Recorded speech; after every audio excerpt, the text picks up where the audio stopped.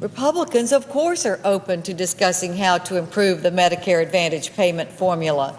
We want to be more efficient with taxpayer dollars.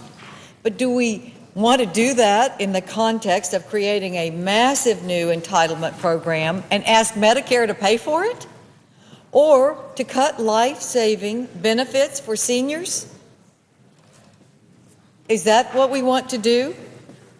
Senator Crapo, Thank you, Mr. President. No, that's absolutely the case. And I just like to point out, when we had the Finance Committee markup, I asked CBO Director Elmendorf directly whether the provisions in the bill, which are still in the bill, would reduce the benefits that Medicare recipients receive.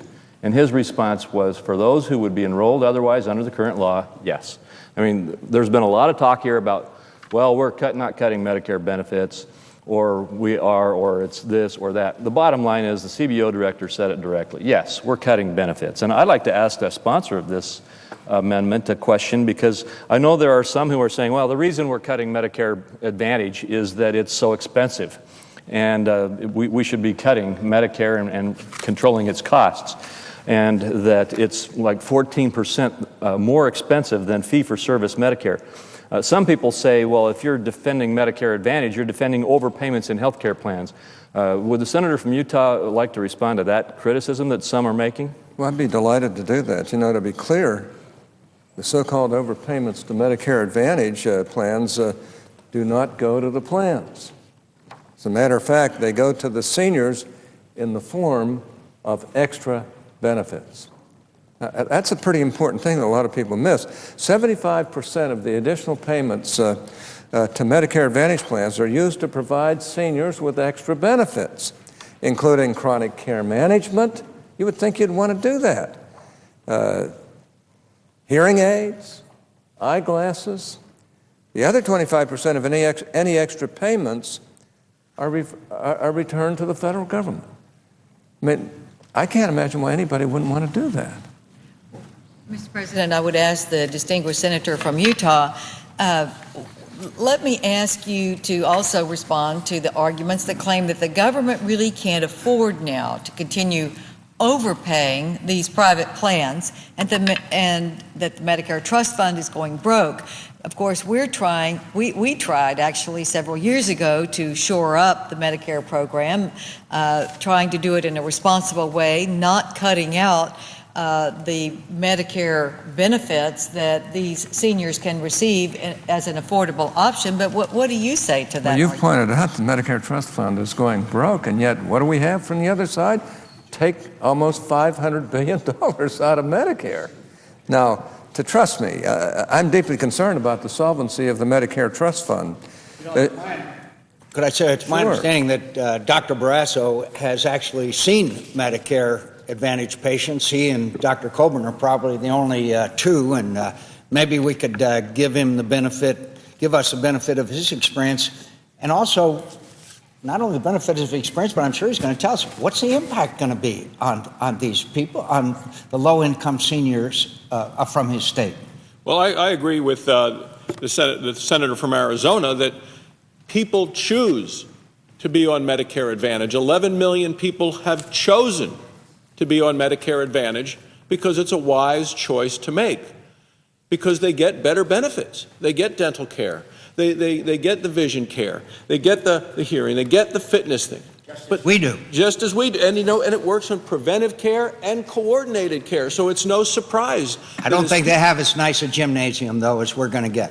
It is also no surprise that when people read about this and learn about it, that they would want to be on Medicare Advantage. Because what the senator from Utah has said, and the sponsor of this amendment, is that the money that goes into this program is for the benefit of the seniors. It's for services for the seniors on Medicare. And I mean, to me, this whole bill basically guts Medicare, raids Medicare to start a whole new program. And in today's, since the senator from Arizona has mentioned in these articles today, Associated Press and USA Today, Senate Democrats closed ranks Thursday behind $460 billion in politically risky Medicare cuts at the heart of health care legislation.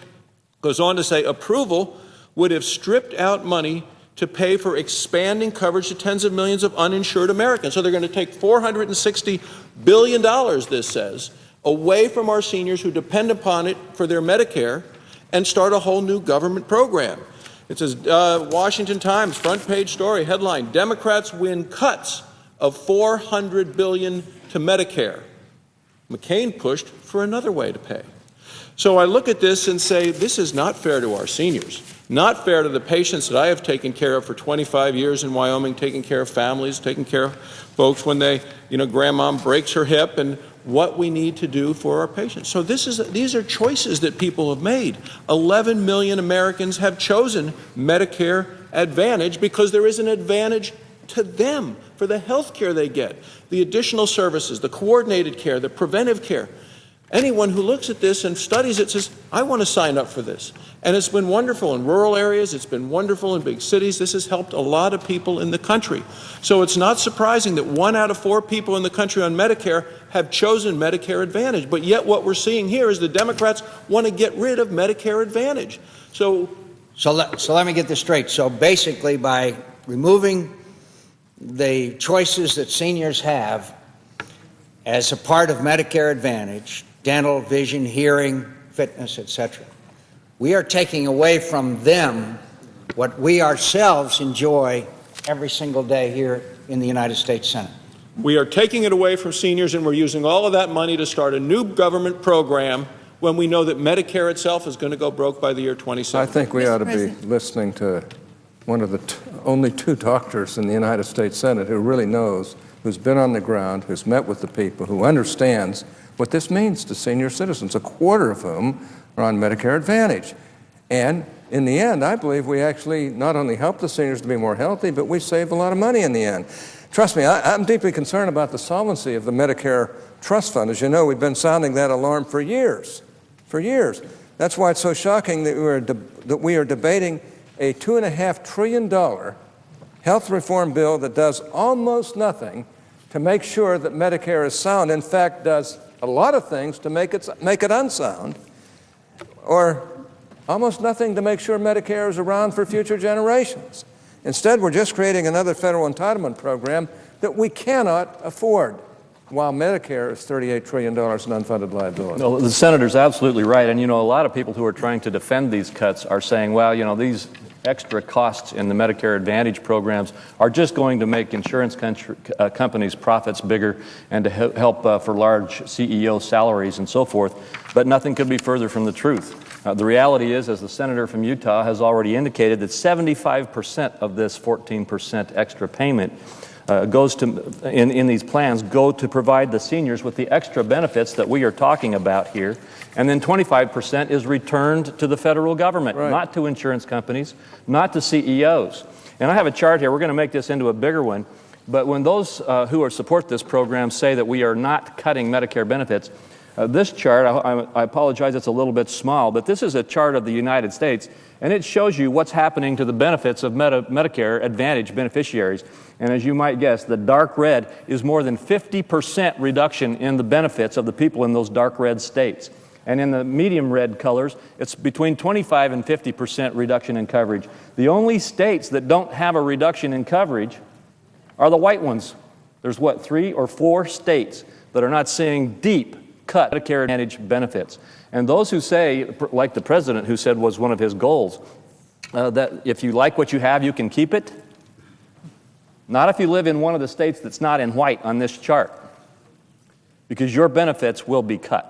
I wonder if I might ask the senator from Idaho to go back over a point he made just a moment ago, because he went over it quickly, but it's such an important point, and it's the one reflected by the chart behind him and by what he just said. Repeatedly, we're told that seniors won't lose benefits if you cut nearly $500 billion in Medicare. So if you could take a moment and just, I believe you were in the Finance Committee markup where the bill was being written that was offered by the distinguished Finance Committee chairman. And I believe you were talking to the head of the Congressional Budget Office, who is often cited by our friends on the other side as the nonpartisan authority for exactly what the bill does. And I believe you asked him whether benefits of Medicare Advantage recipients would be cut. Would you describe that in a little more detail so people understand exactly the scenario? Yes, I would. And this chart shows the last two sentences of our colloquy when we were in the Finance Committee. But it went on for some time. And the bottom line is I was asking the Director of CEO whether the cuts to Medicare Advantage that are in the bill would reduce benefits to senior citizens. And he said yes. And the reason he had this phrase here that says, for those who would be enrolled otherwise under current law, the reason he prefaced it that way is because the rest of what he said that we don't have on the chart here is that for future seniors, it's not going to be a viable option. And so they, in the future, those who are not on it now won't have a really significant viable option to get on it because it's going to be gutted. And so what he was saying is for those 75%, and by the way, Medicare Advantage is the most popular part of Medicare in America today, the fastest growing part of Medicare because it's so popular, because it provides these additional benefits that seniors have to pay so significantly for to get in supplemental insurance that AARP is going to provide. And what the CBO director said was that for the future, those who aren't already on it don't get it. Could the senator from Texas and I go back a second to one of the things I mentioned earlier? Because in Texas, may I ask how many are under Medicare Advantage? I'd ask 500,000 of my constituents. 500,000 senior citizens in your state. And there is no, quote, shielding. According to this Bloomberg article and according to our knowledge, it says, quote, Senators Charles Schumer of New York, Bill Nelson of Florida, and Ron Wyden of Oregon are among those who secured special provisions shielding constituents from cuts. Casey, that's Senator Casey, it says he wants, quote, very comparable protections for his state, surprisingly enough, where more than 1/3 of Medicare beneficiaries participate in Medicare Advantage. Quote, it's the kind of thing that will likely be addressed on the floor, he said. I eagerly look forward to working on the other side of the aisle with all the members from those states, with the exception of New York, Florida, and Oregon, who have earned special shielding from these cuts. I look forward to working with them, and let's fix it for all of us. Right, Senator? That's Mr. right. President, Go ahead. yes. Go ahead. I would just say to the senator from Arizona, I was wondering if every state could have the same treatment. Why not have every state get this shielding for their Medicare Advantage? That is 11 million people in this country who would be then helped by a fair assessment all over the country of this. But let me just point out one other point. The way they have been shielded is grandfathering. What about people who say, And was gosh, that done? that sounds really and was that good? shielding? May I ask, was that shielding done on the floor of the Senate in open debate and discussion of the issue? Oh, no. Now, amazingly. I think it was done in an office over here where we still await the white smoke. Well, the white smoke, that's correct. But then the question arises, well, what about future people who say, gosh, that's what I can afford. It's what I want to have. Oh, but grandfathering doesn't include anyone that might want to join in the future. It's only the people who are already in the system, and forever how long they last and live, that's great. But what about the future? So this is a great program. It's affordable for the lower income people. It's only for 3 states now, but I'd like to see us have all the same capabilities for our constituents. But what about our future constituents? Would the senator yield on that point? Because I think the senator from Arizona has raised an extraordinarily important point, because if this is such a good program for these 4 states, then why isn't it a good program for everybody? But more importantly, the senator is the expert around here on earmarks. Is not this a classic earmark? And didn't we hear from the other side of the aisle how we were going to have open government? How we were not going to have this type of exercise occur within major bills? The bills weren't going to be loaded up with special interest earmarks, assisting one member or another. And as the expert on the issue of earmarks, I'd say this is probably the classic hometown protectionism that we see in the earmarking and benefits that we see in the earmarking process. But also I would remind the senator from New Hampshire, as we've all discussed several times, in October of last year, a year ago last October, the then candidate for president, It's all going to be on C-SPAN. The C-SPAN cameras are still waiting outside of Senator Reid's office to go in and film these negotiations so that, as the President Obama said then, all Americans can see who's on the side of the pharmaceutical companies and who's on the side of the American people. C-SPAN, keep waiting. We're going to try to get you in. If I could just ask one more question, because I've been listening to this debate, and I came over because I wanted to participate a little bit because I think it's been such an excellent and informative debate. But, you know, I've been looking at the numbers here, and I know the numbers are big in this first 10-year period, almost $500 billion in reductions in Medicare spending. But I think the point we need to make is that it doesn't end there. It doesn't end there. Those Medicare spending reductions, they go on into the next decade, too. And over the first 2 decades of this bill, Medicare spending reductions will account for $3 trillion.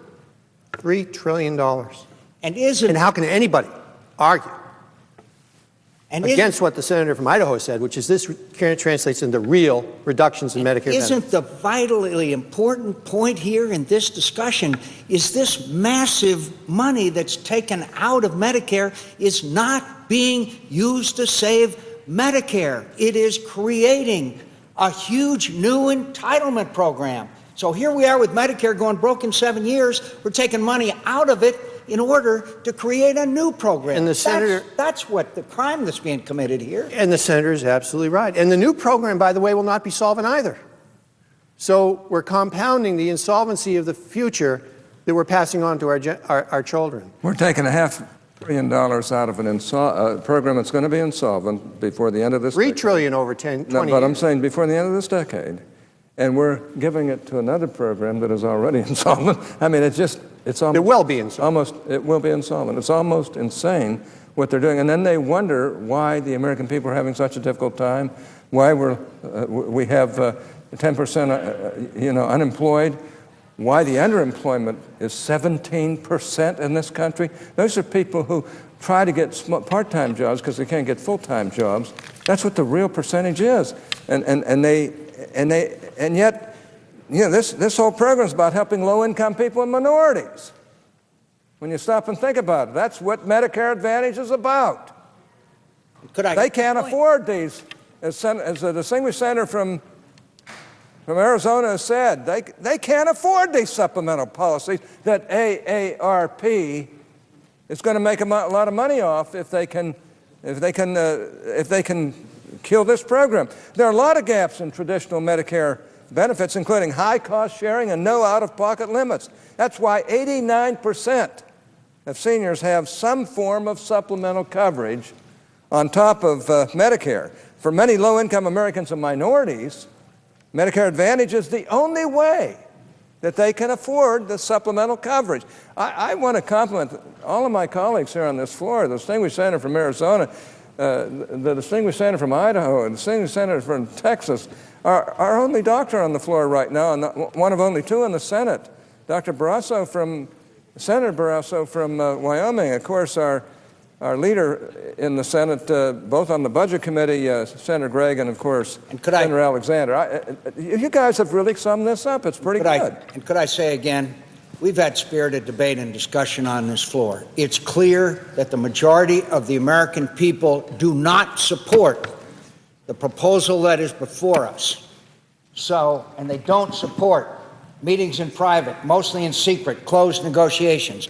Again, I renew our offer to the Democrats and to let's get together in a room with the C-SPAN cameras and any other outlet, and let's sit down and do some serious negotiations on the areas we can agree on, which there are many, and let's save Medicare, let's fix this system, and let's do it together in the way the American people want us to do in a bipartisan fashion, not behind closed doors, but so that the American people can see us work together for a change. And I thank all of my colleagues for their many contributions. We're ready to talk. We're ready to talk, but we won't be driven.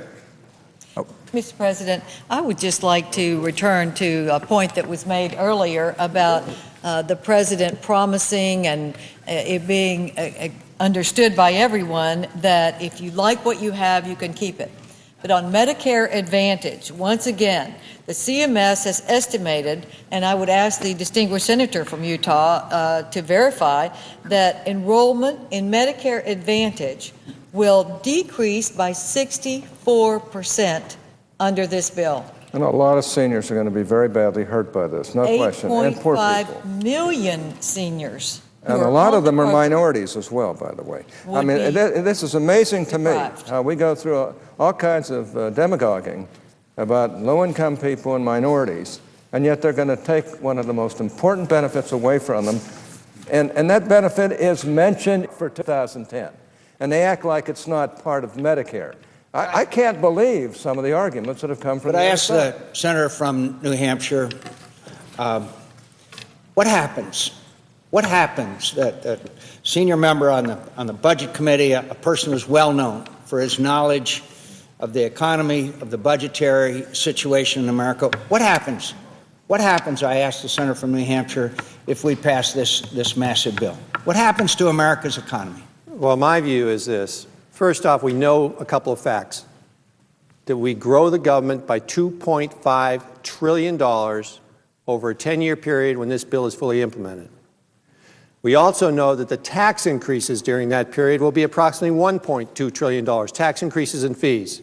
And they aren't going to fall on the wealthy. They're going to fall on the small business person trying to create the extra job. We also know that there will be an entire sea change in the way people get their health care, that the government will be stepping in between you and your doctor and basically making a decision as to what your doctor can tell you you can have for health care, what the provider group can tell you you can have for health care. We also know something else that hasn't been discussed much, which is the innovation in health care, which has done so much to make America the best place to get health care in the world, which has put us on the cutting edge of drugs which have improved the lives of millions of people, not only in the United States but across the world, will be significantly chilled because there will not be an interest in investing capital in a market that is so controlled by the government. In the end, it's fairly obvious to anybody who's been around this place that there aren't going to be $3 trillion of reductions in Medicare spending over the next 20 years. And there aren't going to be $500 billion of Medicare spending in the next 10 years. And so all that spending is going to fall on the backs of our children in the form of debt. And we already have a nation that is on an unsustainable path. Under the present budget scenario, without this health care bill, our deficits are $1 trillion a year on average for the next 10 years. That's without this bill. Our public debt goes from 35% of the gross national product to 80% of the gross national product. We become insolvent at the end of this decade. Not this decade, but the decade starting today, 10 years from today. Senator, would you yield on that point? And that's all aggravated dramatically by exploding the size of the government under this bill, rather than taking the step-by-step approach that has been approached by our side to reform health care, make it more effective, and make it deliver more services to more people at a better cost. There is nothing in this bill. I've heard people on the other side of the aisle a number of times get up and say, this CBO says this bill reduces the health care spending of the federal government. Just the opposite. Just the CBO letter specifically said that the cost to the federal government of health care go up under this bill in the 10-year period. And so this bill does not turn down the cost of health care. It does explode the size of government. It does put the government into the business of managing your health care. And as a result, I think it's going to reduce the quality of life of our children. Would the Senator yield on that point? I don't have the floor, but... Well, Senator from... Go ahead. Okay.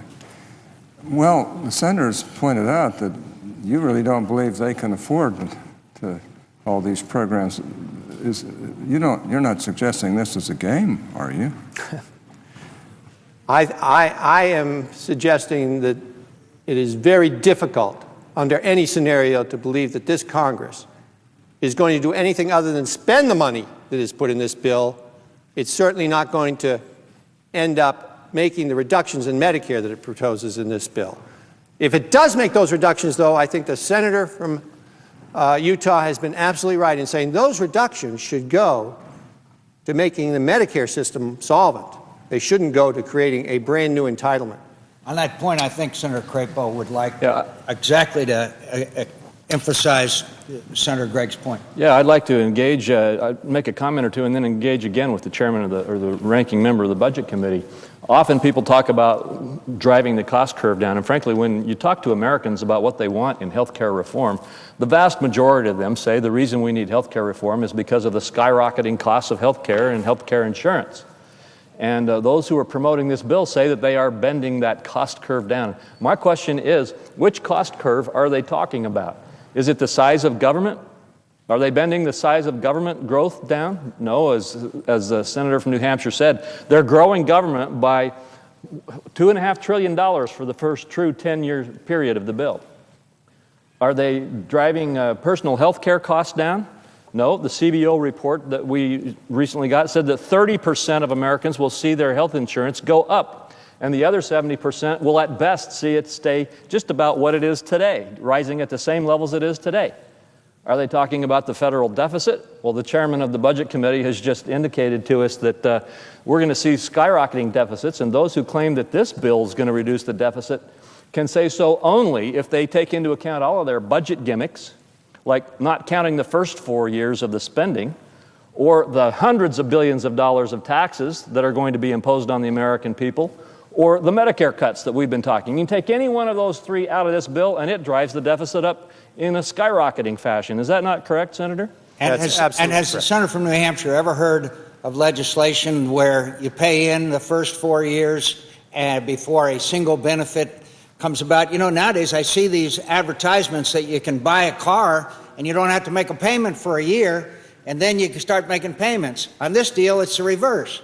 You make payments, and then perhaps you get the benefits after some years. And the senator from Tennessee, I think, would like to comment, too. Oh, go ahead. No, I would direct my comment to the senator from New Hampshire, too. The President of the United States said something a few weeks ago that I thought was profound and that I agreed with, which he said that this debate is not just about health care.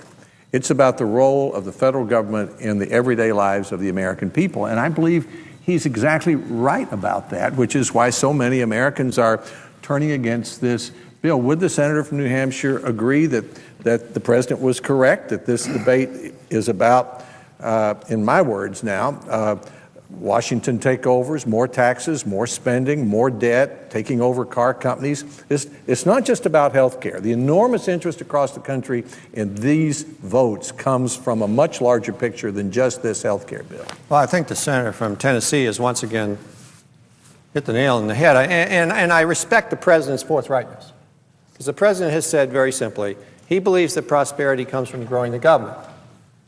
And when this bill passes, we will see the largest growth in government in the history of our country. This is going to be 16% of our economy basically managed by the federal government. And you're going to see the government explode in size. Does that lead to prosperity? I don't happen to think it does. It certainly doesn't lead to prosperity if, along with that massive expansion inside of the government, you're going to see your debt go up significantly. You're going to see the deficits go up significantly. Or you're going to see your tax burden go up significantly, which reduces productivity. Or if you're going to take a large segment of our society, our seniors, 35 million today, 70 million by the year 2019, and say to them, they're not going to have the ability to have a solvent Medicare system because the way that system might have been made more solvent is now being used to create a brand new entitlement, a massive new entitlement for a whole group of people who never paid into the insurance policy and never paid into the Medicare insurance fund. Senator. So I think the senator's touched the base. You know, we've seen automobiles. We've seen financial institutions, we've seen the student loans, and now we're seeing health care, all taken over by the government, or partially taken over by the government. And clearly the goal is, as the president said, expand the size of the government and create prosperity. Use the European model. I don't happen to be attracted to the European model. I think the American model works better, where you have a government that you can afford, and you give entrepreneurs a chance to go out and take risks and create jobs. Senator Hutchison, conclude. Mr. President, we've been talking about Medicare Advantage and losing this great option for our lower income seniors is so important. I was reminded that looking at hospitals, we haven't even talked about the $135 billion that would be taken out of hospitals in this amendment, in this bill, and that is the care providers. So we're talking about taking away their options and eye care and dental care and hearing aids, sort of basic things that seniors need, but also undercutting the hospitals that treat them so that the care in the hospitals themselves would also have to be cut back. Mr. President, it just does not pass common sense to cut Medicare in order to create a new big entitlement program. We've all said that Medicare is on life support anyway. Understands that. So you take $500 billion out of a program that is working for seniors, that gives options to seniors like Medicare Advantage, and you take away their care to pay for another entitlement program that is not specifically designed for them. Mr. President, I want to thank the senator from Arizona, and I would ask him to finish the comment on what's happening to this bill in this country, to our seniors, and we need to stop it. I thank my colleagues. It's been a lot of fun. I yield the floor.